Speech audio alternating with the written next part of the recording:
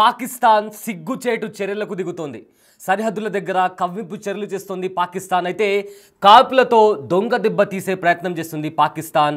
LOC దగ్గర అదేవిధంగా పలు చోట్ల కూడా ఫైరింగ్ చేస్తూ అమాయక ప్రజల ప్రాణాలను బలిగొంటుంది పాకిస్తాన్ సైన్యం. అయితే నిన్న పాకిస్తాన్ అదేవిధంగా పాకిస్తాన్ ఆక్రమిత కాశ్మీర్లో భారత్ మెరుపు దాడులు చేసిన తర్వాత అర్ధరాత్రి బార్డర్ వెంట కాల్పులు చేస్తుంది పాకిస్తాన్.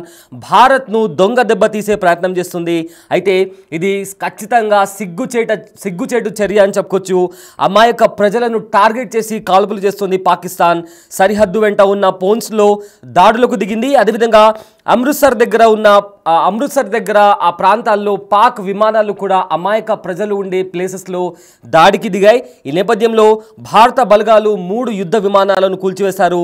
ఎల్ఓసి గ్రామాలను భారత బలగాలు పూర్తిగా ఖాళీ చేయిస్తున్నాయి. అయితే పూంచ్ సెక్టార్లో సామాన్య ప్రజలను టార్గెట్ చేసి ఇంతకుముందు పహల్గామ్లో ఉగ్రవాదులు దాడి చేస్తే ఈసారి ఏకంగా పాకిస్తాన్ ఆర్మీ రంగంలోకి దిగి అమాయక ప్రజలపైన దాడి చేసి అమాయక ప్రజల ప్రాణాలను బలిగొంటుంది. అయితే పాక్ సైన్యం దాడి చేయడంతో ఇప్పటికే భారత ఆర్మీ అలర్ట్ అయింది.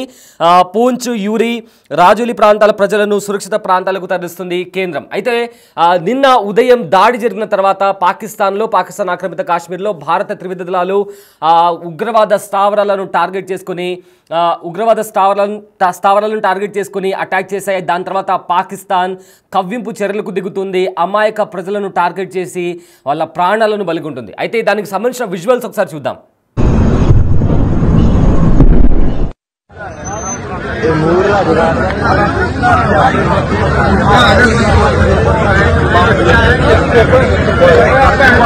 मूरला जगाड़ जानी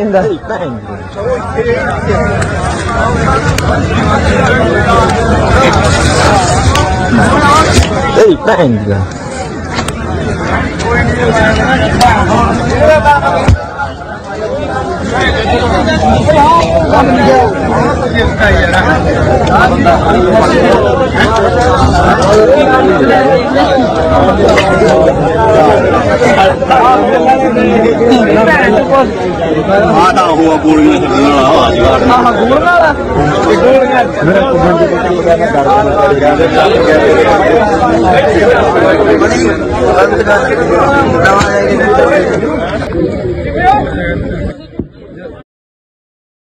ఇదే అంశానికి సంబంధించిన మరింత సమాచారం మా ప్రతినిధి శివ అందిస్తారు. శివ, నిన్న పాకిస్తాన్ పైన భారత బలగాలు మెరుపు దాడి చేశాయి. ఆ తర్వాత నిన్నటి నుంచి కూడా నిన్న అర్ధరాత్రి నుంచి పాకిస్తాన్ కవ్వింపు చర్యలకు దిగుతుంది. ఎల్ఓసి దగ్గర అదేవిధంగా పలు ప్రాంతాల్లో అమాయక ప్రజలను కూడా యుద్ధ విమానాలు అటాక్ చేసినటువంటి పరిస్థితి కనిపిస్తోంది. ఈ అంశానికి సంబంధించిన అప్డేట్స్ ఏంటి?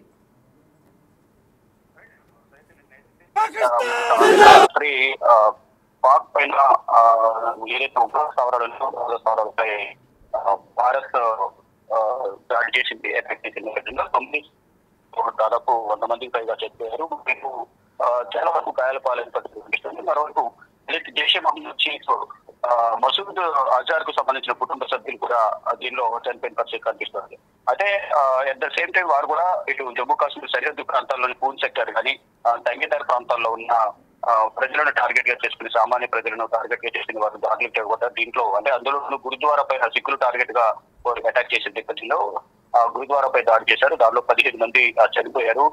43 మందికి పైగా కూడా గాయాలయ్యాయి. వారిలో 11 పరిస్థితి విషమంగా ఉన్నట్లు కూడా జరుగుతోంది. ఈ నేపథ్యంలోనే పరిసర ప్రాంతాల్లో పూంచ్ సెక్టర్ కానీ యూరి సెక్టర్, హజోరి సెక్టర్ ప్రాంతాల్లో ఉన్న ప్రజలందరినీ కూడా సురక్షిత ప్రాంతాలను తరలించేందుకు ఇప్పటికే నిన్న నుంచి కూడా వారందరినీ ఖాళీ చేసిన పరిస్థితి కనిపిస్తుంది.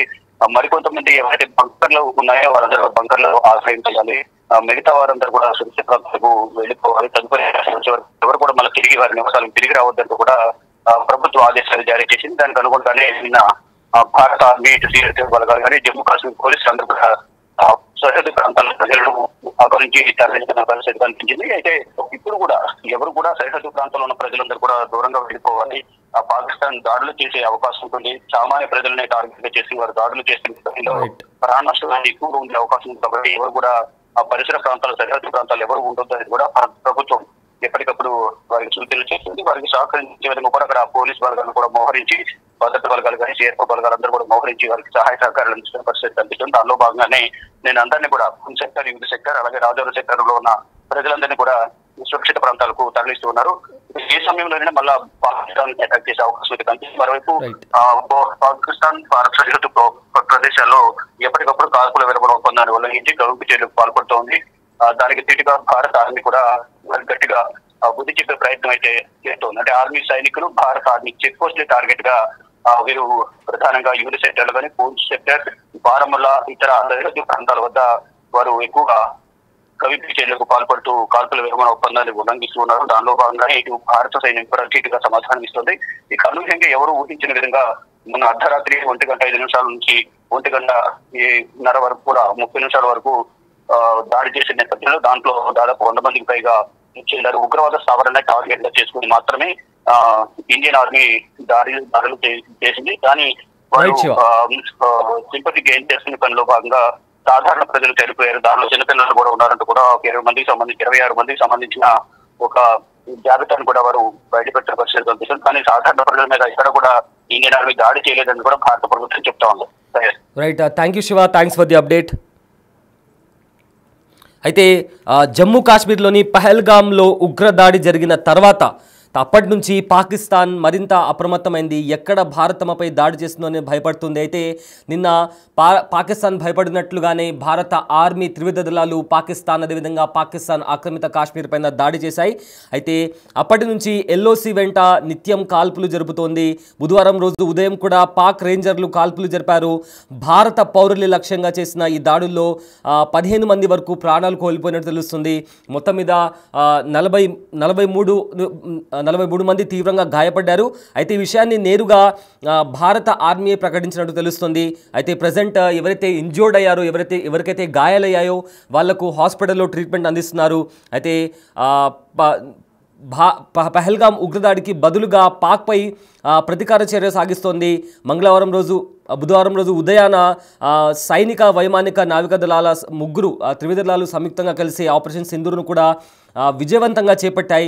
మొత్తం మీద 9 ఉగ్రవాద స్థావరాలను లక్ష్యం చేసుకుని చేసిన దాడుల్లో 100కు పైగా ఉగ్రవాదులు ప్రాణాలు కోల్పోయినట్టు కూడా తెలుస్తుంది. అయితే ఇది జరిగిన కొన్ని గంటల్లోనే పాకిస్తాన్ ఆర్మీ ఎల్ఓసి వెంట రెచ్చిపోతుంది.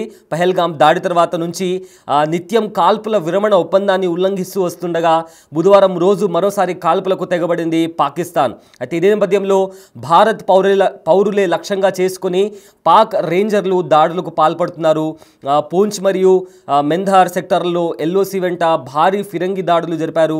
ఈ ఘటనలో మొత్తం 15 మంది పౌరులు చనిపోయారని, అలాగే 43 మంది గాయపడ్డారని కూడా అధికారులు వెల్లడించారు. అయితే మృతుల్లో ఒక మహిళతో సహా 2 చిన్నపిల్లలు ఉండగా మరో 4 పురుషులు ఉన్నట్లు కూడా స్పష్టం చేశారు అధికారులు.